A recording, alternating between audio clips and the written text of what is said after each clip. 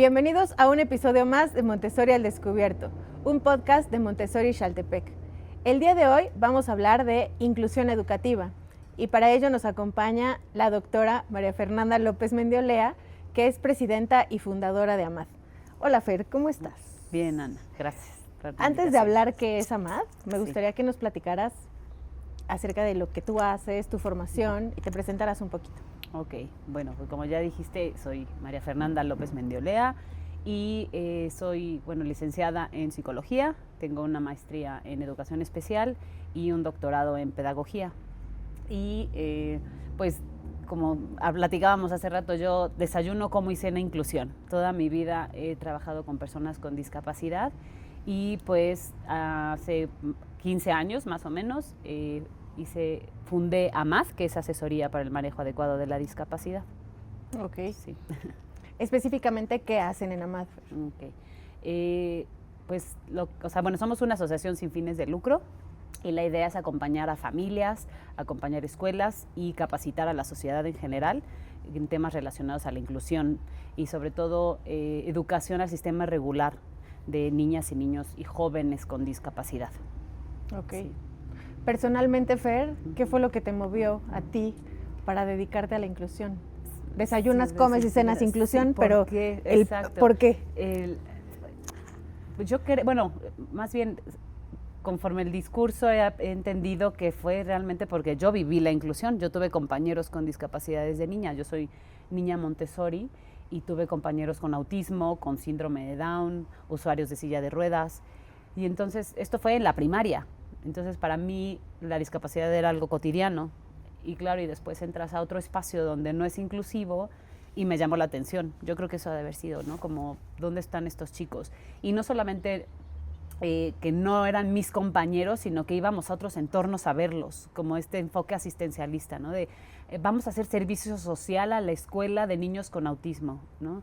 O vamos a la escuela de niños con síndrome de Down, y eso yo creo que fue como el que no me hacía clic. Decía yo, estos niños tienen que estar en la escuela conviviendo conmigo como cualquier otro. ¿Por qué están en espacios segregados, ¿no? No lo entendí en ese entonces, pero me imagino, pero después, conforme a mi formación y como el trabajo que hacemos, pues entiendo que es un derecho, ¿no? Que tienen que estar, y por eso es el proceso, la palabra inclusión, la clave, ¿no? Porque estas escuelas segregadas o pues es otro proceso, es segregación, ¿no? Sí. Fer, yo me acuerdo mucho de ti y creo que te lo he compartido varias veces. Cuando tú me explicaste por qué la inclusión, tú me hablabas de tu compañera o tus compañeros y decías, a pesar de que era un ambiente inclusivo, pero tú veías ciertas diferencias y podías analizar que sí hacía las cosas, ¿no? Tu compañera o tu mejor amiga, creo que era. Tanto sí, ¿no? Pero sí. Bueno, tu amiga. Lupita, yo en algún momento sí. Y decías, bueno, sí lo entiende, sí lo aprende, solo se tarda un poco más. O sea, te diste la tarea desde niña de observar estas diferencias. Yo creo que eso lo he racionalizado, ¿no? Como entender esa diferencia. Más bien al contrario, pasaba desapercibida en el sentido de que utilizaba el mismo material que yo. Ahora lo analizo y digo, probablemente yo usaba las estampillas para multiplicar y dividir y ella lo hacía a lo mejor para clasificar colores, ¿no? Se adecuaba el material para ella, pero más bien no me daba cuenta, al contrario, ¿no? Ahorita lo entiendo y digo, es que seguramente Lupita no tenía acceso a la multiplicación, pero utilizaba el mismo material que yo. Entonces, eso era inclusión al final, ¿no? O sea, el entender si es cierto los ritmos distintos, ¿no? O sea, entender que sí se tardaba más para llegar a un lugar o para cuando nos daban una instrucción, a lo mejor teníamos que repetirla, esperar y la guía la tenía que repetir varias veces. Y eso te hace pues entender las necesidades de apoyo de alguien más, ¿no? Tener otro ritmo y disfrutar la diversidad. Al final es eso, porque se disfrutaba, no lo veíamos como amenaza ni mucho menos, ¿no? Al final era valorado esta diversidad. ¿Tú lo viviste natural? Sí, algo cotidiano, exacto. Sí. O sea, no como, va a venir alguien con diferencias, o sea, era como parte de tu ambiente y parte de tu entorno.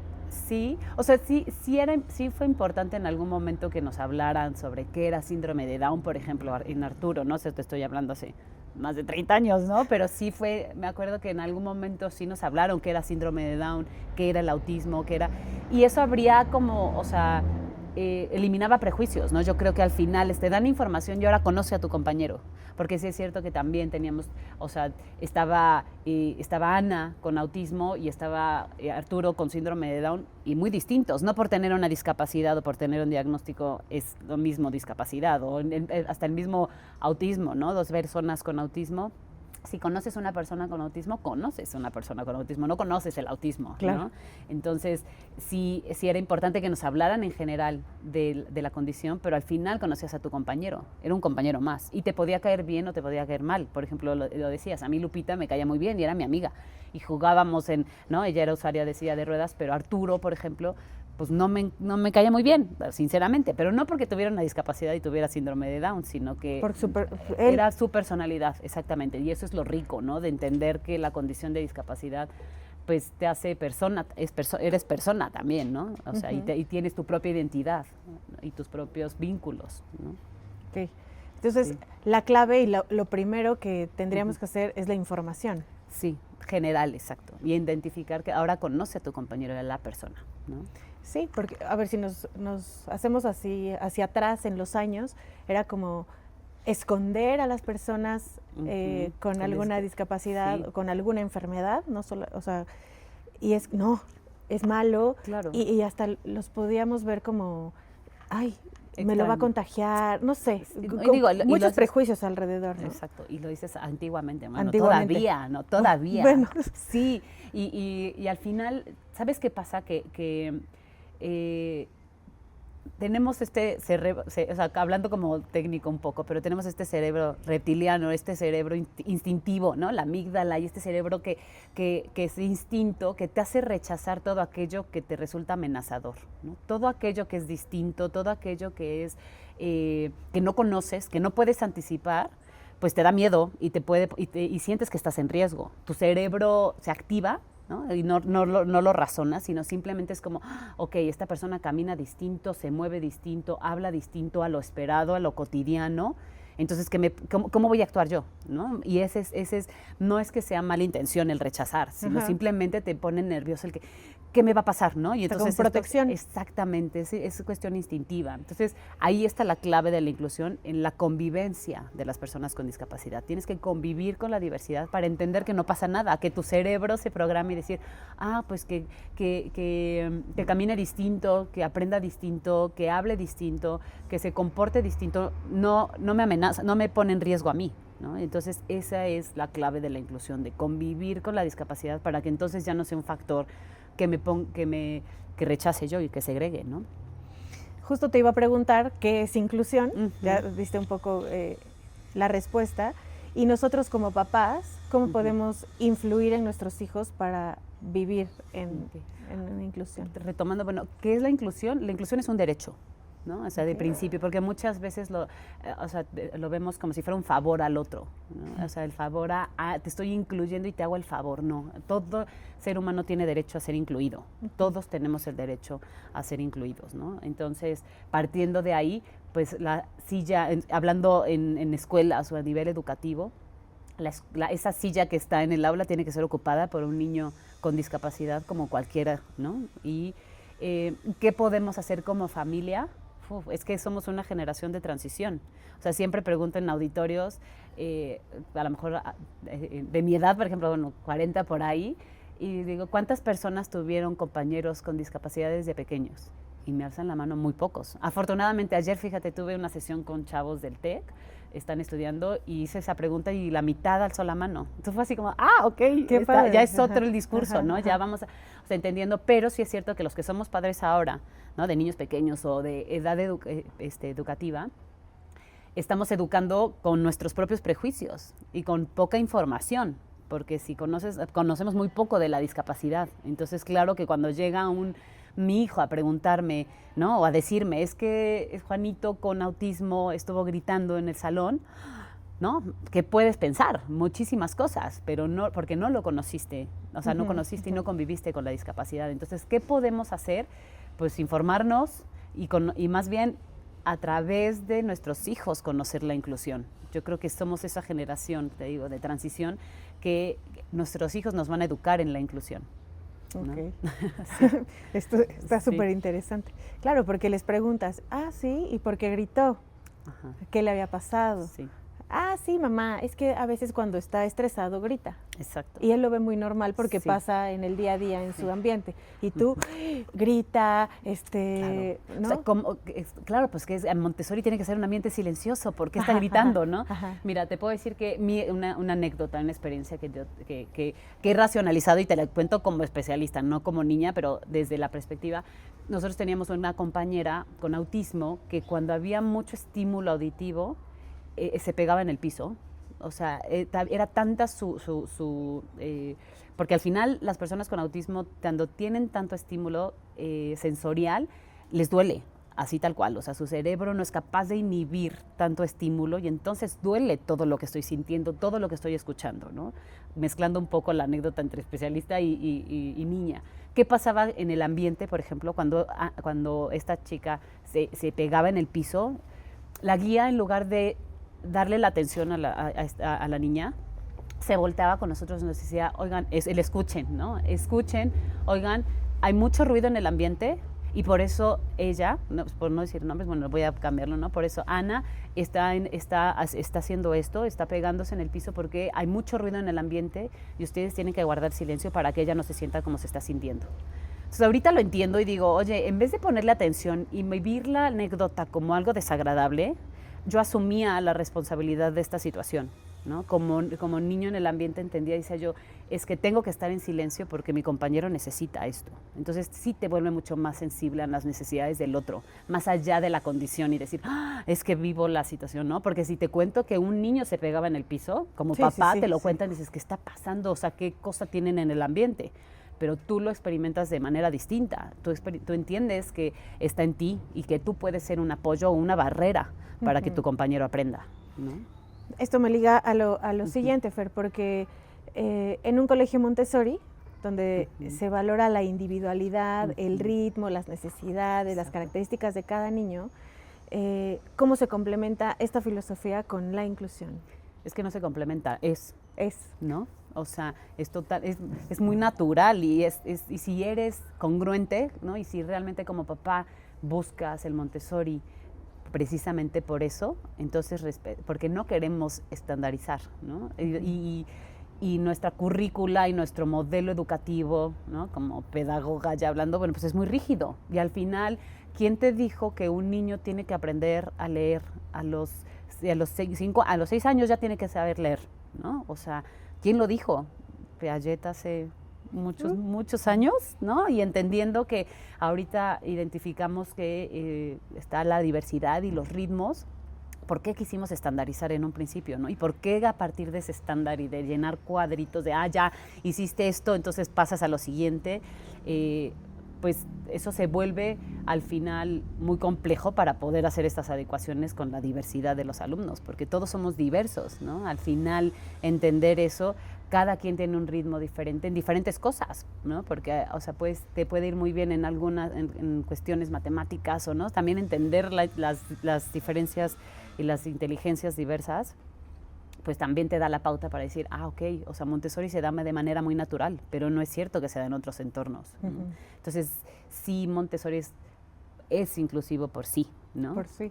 Sabes que ahorita pienso en el bien común, ¿no? Pensamos dentro del ambiente en el bien común. Entonces, si yo sé que a Fer necesita la compañía, ¿no? No le gusta trabajar solo, pero Ana necesita el silencio, pero Mari necesita actividad y moverse, y, ¿sabes? Pues, ¿qué? Ella lo necesita, o sea, lo vemos justo, natural. Exactamente. Entonces, él necesita salir del ambiente ahorita, ir al jardín, a dar una vuelta, es su necesidad. Entonces yo volteo y también pienso en mi necesidad.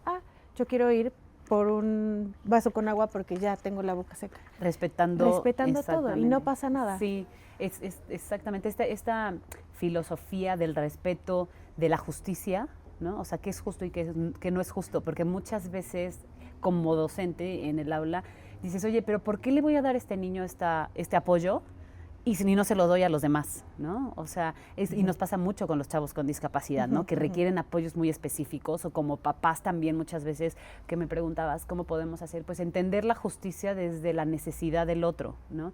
Desde, no, mi hijo no requiere precisamente salir del salón para regularse, por ejemplo, ¿no? Hay niños que necesitan, y entonces, ¿por qué mi hijo no lo dejan salir del salón? Pues le estoy dando un ejemplo, ¿no? Práctico de ese sentir de justicia, o que el propio niño diga, que decías, tú lo ves natural, porque a él necesita salir del salón, y no pasa nada que tenga que salir varias veces, y yo sé que no necesito hacerlo, entonces no voy a salir del ambiente, ¿no? Y entiendo que él sí lo necesita, entonces no pasa nada que le den ese apoyo a él.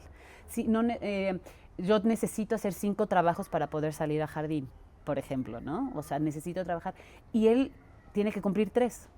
No pasa nada, no es injusto, porque es su ritmo. Y aparte no hay competencia, ¿no? Exacto, ese sentir o sea, es muy importante que no es lo justo, sino lo que cada quien necesita, ¿no? Darle a cada quien y eliminar las barreras para que tú puedas tener acceso también al aprendizaje, ¿no? Y no entender desde esa perspectiva de por qué a mi hijo le dieron o por qué no le dieron esto, sino porque lo necesita o no lo necesita, ¿no? Y eso en Montessori se da, pues, relativamente natural.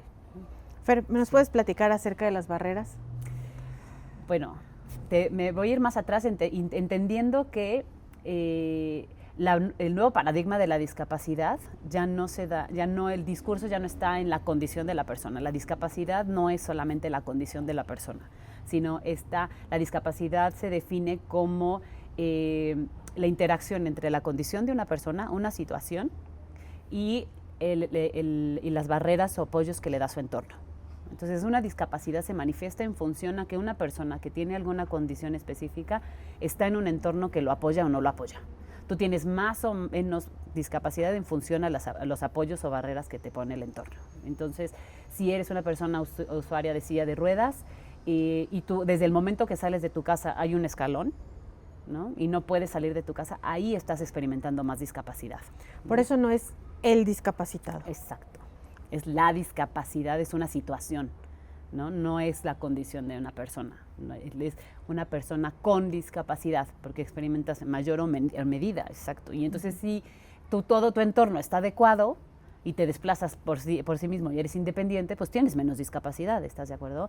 Y si tu entorno, tienes una discapacidad intelectual y la escuela te hace las adecuaciones y tú puedes usar el material como cualquier otro niño, pues tienes menos discapacidad. Entonces, esa es la clave, ¿no? O sea, en entender, superar este modelo rehabilitador donde la persona es la que tiene que cambiar, ¿no? La persona es la que se tiene que rehabilitar y eres tú el que se tiene que adecuar a la escuela, y tú tienes que aprender a leer a los 6 años porque si no, no puedes estar en primero de primaria, ¿no? Ya tienes que saber leer.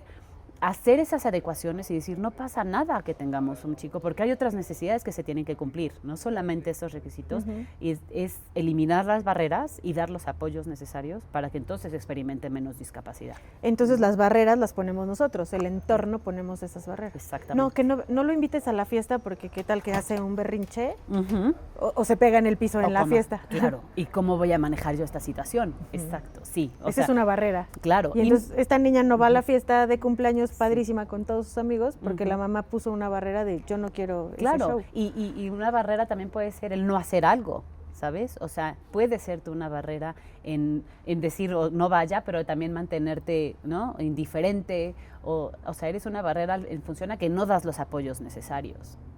Siempre, o sea, no tienes que hacer nada específico, sino más bien dejar de hacer cosas por las personas, y entonces ya eres una barrera, ¿no?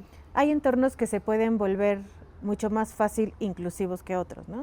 O sea, hablo de escuelas o tipos de educación. Ahorita dijiste, en Montessori es noble y de por sí ya es inclusivo. Sí. O sea, hay otros entornos, otras... Y tocas un punto importantísimo porque afortunada y desafortunadamente la inclusión muchas veces es cuestión de voluntades. Sí, entonces, ahora ya es un derecho, ¿no? O sea, antes hablábamos, casi tienes que convencer a la escuela de incluir, ¿no? Es más, de aceptar a chavos en sus escuelas. Ahora es un derecho, ¿no? Lo tienen que hacer por ley. Pero sigue siendo una cuestión de voluntades el que sí se pueda volver un entorno más inclusivo. O sea, sí es cierto que un entorno que de por sí, desde el principio de la concepción de este proyecto ya es inclusivo, pues es mucho más fácil. Claro que si tú creas una escuela y después quieres compensar, ¿no? Si desde el principio no fuiste inclusiva, ¿qué nos está pasando ahorita? Es verdad, la mayoría de las escuelas están haciendo esa transición y sí, estamos compensando. Muchas cosas no se vieron y ahorita hay que compensar. ¿Es más difícil? Sí. Pero también es verdad que ya hay escuelas que, aunque no tengan sistema Montessori, desde el momento que se están haciendo y se están creando, ya tienen una filosofía inclusiva. Ok. ¿No? Fer, como padres muchas veces tenemos miedos y dudas a la discapacidad. Ya has hablado de algunas, pero ¿qué mitos personalmente a ti te gustaría derribar? O sea, con respecto, yo sé que, lo voy a repetir, ¿no? Comes, desayunas, te despiertas con inclusión y de repente dices, es que yo quiero seguir luchando y trabajando para que esto se acabe, este mito o estas creencias. Estas creencias, que las personas con discapacidad están mejor en escuelas especiales, ¿no? O sea, decir por qué y cuestionarnos por qué este niño o esta niña está con mi hijo, ¿no? Saber que tiene el mismo derecho que mi hijo, ¿no? Entender que es un derecho la inclusión, entender que no sufren ni padecen la discapacidad, porque yo no quiero entonces convivir con alguien que sufre y que padece, ¿no? Esa idea de pobrecitos, ¿no? Entonces, claro que pobrecitos, ¿y por qué están acá? Tampoco queremos paternalistas, es un compañero más con mi hijo. Entonces, entender que sufren y padecen las barreras que les ponemos, ¿no? Entonces, cuestionarnos cada vez que pase algo referente, tener este balance de, ay, no, pobrecito, tampoco te voy a aceptar, ¿no? O sea, no pasa nada porque tienes discapacidad y lo voy a justificar, pero también ese balance de decir, ok, entonces voy a hacer que mi hijo se sienta cómodo conviviendo con la discapacidad, con compañeros con discapacidad, y entendiendo que este niño necesita un espacio, que necesita, ¿no?, ciertos apoyos, y eso le haga clic al niño de manera natural. Ok. ¿Cómo ayudas a los guías y a las escuelas también? O sea, ¿qué les tenemos que dar como para que entremos en esta idea de la inclusión? Como te repito, somos generaciones de transición. O sea, tenemos guías que no convivieron con la discapacidad desde pequeños. Bueno, algunos ya, ¿no? Algunos que son muy jóvenes, digo, ya está muy padre, ¿no? Guías de veintitantos. Exacto, sí. Pero sí es cierto que es como reeducar, ¿sabes? O sea, ahorita estamos todavía reeducando y entendiendo que hay docentes que toda la vida entendieron que así se hacían las cosas, y ahorita entender el nuevo modelo de atención, porque no solamente es para la discapacidad, sino al alumnado en general. O sea, ya tenemos esta visión de diversidad, de atención individualizada, que no se hacía antes que, ¿no? Era como todos tenemos que hacer esto mismo, y pues sí es cambiarle al docente y es acompañarlo. O sea, al final, y creo que la clave es hacer este triángulo de trabajo, ¿no?, entre escuela, especialistas y familia, ¿no? Eso es importantísimo, ¿no? Mucha comunicación y acompañar. Al final es un acompañamiento, porque no es como una estrategia que te entrega un manual, sino es constantemente estar en comunicación. Y este proceso de inclusión no es... Y de voluntad. Sí. También ahí, ¿no? Exacto. No es una cuestión de escribir las estrategias, sino que es todo el tiempo, ¿no? Fer, ¿cuáles son los primeros signos que un papá puede observar si su hijo necesita apoyos, no solamente en las discapacidades que conocemos, ¿no? O sea, si mi hijo tiene esta dificultad, tengo que poner atención, puedo acercarme a un experto. Uy, pues es que es tan diverso, o sea, en el sentido, tenemos 4 tipos de discapacidad, ¿no? Está la discapacidad intelectual, está la discapacidad psicosocial, está la discapacidad sensorial, que es la ceguera, la sordera, y la discapacidad motora. Y dentro de estas clasificaciones hay muchas cosas que pueden pasar, ¿no? Entonces, ¿qué es el referente? Pues bueno, hay papás que que no son primerizos, y bueno, ya tienes a lo mejor una guía de desarrollo, un referente de desarrollo con tu otro hijo, ¿no? Y probablemente ahí vas a notar cosas que son como focos rojos, pero nunca sabemos si es un desfase o una discapacidad como tal, ¿no? Entonces, yo creo que hablando ya en el contexto educativo, Yo creo que muchas veces, si tú empiezas a detectar algo, hablarlo mucho con la guía, ¿no? En este caso en Montessori, o con el maestro, para saber qué está pasando, ¿no? Y identificar y decir, yo noto esto en mi casa, ¿tú qué notas en la escuela? ¿No? Y rebotar esto para entonces ya buscar un acompañamiento. Las primeras, normalmente, ¿qué pasa? O papás primerizos, ¿no? Entendiendo que no tienen otro referente, las guías son los que lo que les mencionan. Oye, estamos notando esto, obsérvalo en la casa. Como sociedad, qué responsabilidad tenemos, es como identificar que no pasa nada. Yo creo que hemos hecho mucho estigma, hay mucho estigma en la discapacidad, ¿no? Y entonces, claro que el hecho de que te den la noticia de que hay un desfase y estas expectativas que tienes tú, ¿no? Pues se rompen, ¿no? Al final es bien complicado, y entonces entender que puede haber una discapacidad en tu hijo, pues es un duelo al final, ¿no? Entonces, es un duelo. Sí, entonces es un proceso muy de mucho acompañamiento otra vez, y de mucho trabajo y mucha comunicación con los guías, ¿no? Pero la clave es el acompañamiento, o sea, el poder hablar de eso que, oye, yo noto esto, o sea, no estás criticando a tu hijo, no estás diciendo, sino, ¿han visto que sus reacciones no son así? O sea, tú decías, en mi casa pasa esto, aquí no, y a veces aquí no pasa, ¿no? Y dicen, no, aquí no, es en tu casa. Entonces empezamos a analizar el entorno, y a veces buscamos ayuda externa porque es en la casa y solamente ahí, ¿no? Pero cuando coincide en ambos, ¿no? Es eliminar, o sea, es entender, quitar estos estigmas y estos prejuicios, ¿no? O sea, decir, vamos a trabajar en pro de que, identificar qué está pasando y cómo satisfacemos las necesidades y cómo avanzamos, ¿no? Porque muchas veces nos quedamos el qué no puede, y esta visión de fatalista, ¿no? De qué no puede hacer, y es que no pasa y no está haciendo, sino tenemos esta visión de oportunidades y decir, esto sí lo puede hacer, porque muchas veces nos pasa con la discapacidad, siempre nos centramos en qué no puede hacer, ¿no? Y entonces ese es el estándar, el no puede. Las comparaciones. Exacto. Entonces yo creo que es cambiar el acercamiento y decir qué sí puede hacer y cómo vamos a potencializar eso y cuál es el área de oportunidad que estamos notando, pero no centrarnos en eso, ¿no? El acompañamiento y cómo tenemos que hacerlo, pues es este cambio de visión, ¿no? Ok. Ya nos platicaste de estas anécdotas como niña y como estudiante, pero me gustaría que nos platicaras una anécdota como especialista, como en este trabajo que haces con todo tu equipo de AMAD, de un caso de un niño que ha sido exitoso y que lo hayas acompañado en esta, desde educar, desde entrar, acompañar a la familia, o sea, como este recorrido. Pues mira, he tenido la fortuna de acompañar a más de 400 familias, así, y bueno, una anécdota que cuento mucho y que me gusta es pues guía Montessori, precisamente, que estaba a un año de jubilarse y ya estaba pues ya en las últimas. O sea, ya me dice, Marifer, de veras estoy haciendo este ciclo escolar porque es mi pasión de vida, pero ya no me da la vida. Dice, ya no puedo más, mi cuerpo ya. Y entonces, claro que llega más presentándole a un chavito con autismo, tremenda cosa. O sea, de verdad con unas situaciones de conducta, se salía corriendo del salón, y bueno, muchas anécdotas. Para no hacer el cuento largo, la acompañamos a esta guía y me dijo, Marifer, ¿qué año hiciste? O sea, me jubilo el próximo año y me estás dejando este paquete para que cierre con broche de oro. Y le dije, así tal cual, vas a cerrar con broche de oro. Para el final del ciclo escolar me dijo, Marifer, me voy a quedar otro año más con él.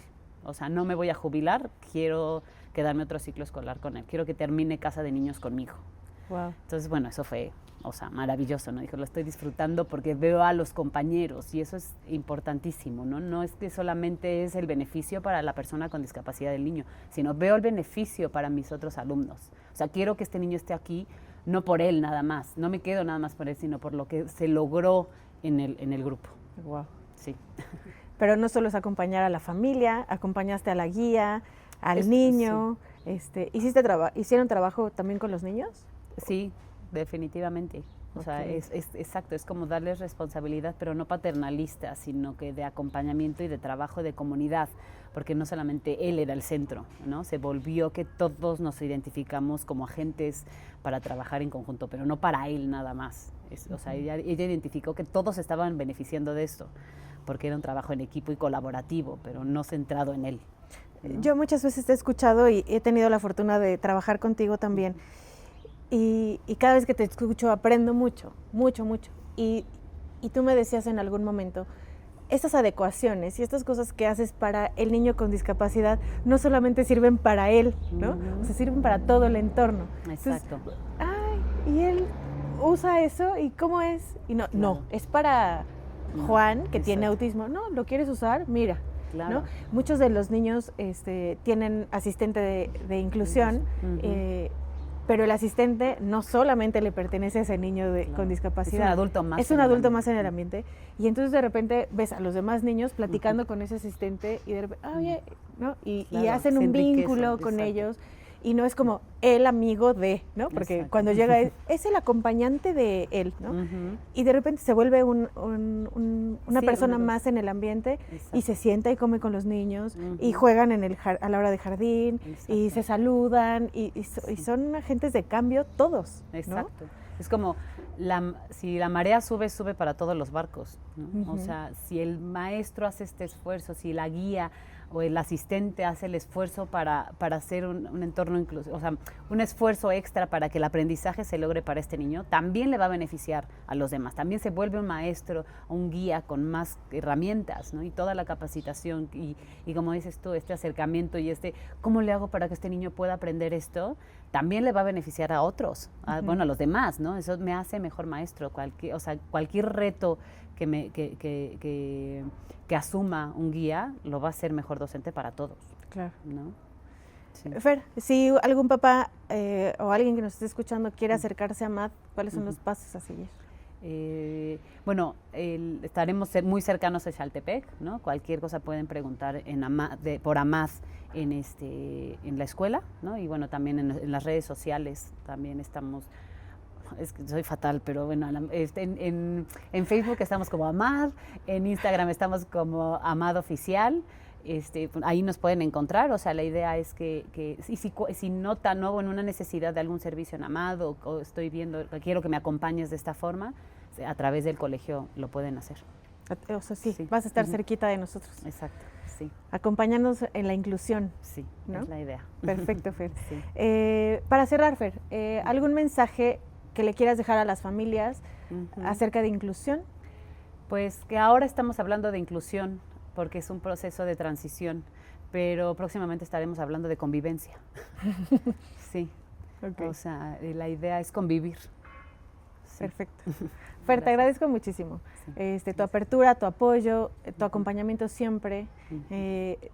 Siempre que tenemos alguna duda y te decimos, siempre buscas la forma, los medios, a las personas que nos puedan acercar y acompañar. AMAD es un gran lugar donde podemos encontrar siempre apoyo. Siempre apoyo, siempre apoyo. Nuestros chicos de la comunidad de adolescentes alguien tuvo la fortuna de conocer a AMAD desde adentro y te agradezco mucho. Y bueno, vamos a seguir trabajando juntos por la inclusión. Sí. Por la convivencia. Gracias, sí. Gracias, Muchas gracias. Muchas gracias. Este es el episodio de Inclusión. Nos vemos en la próxima.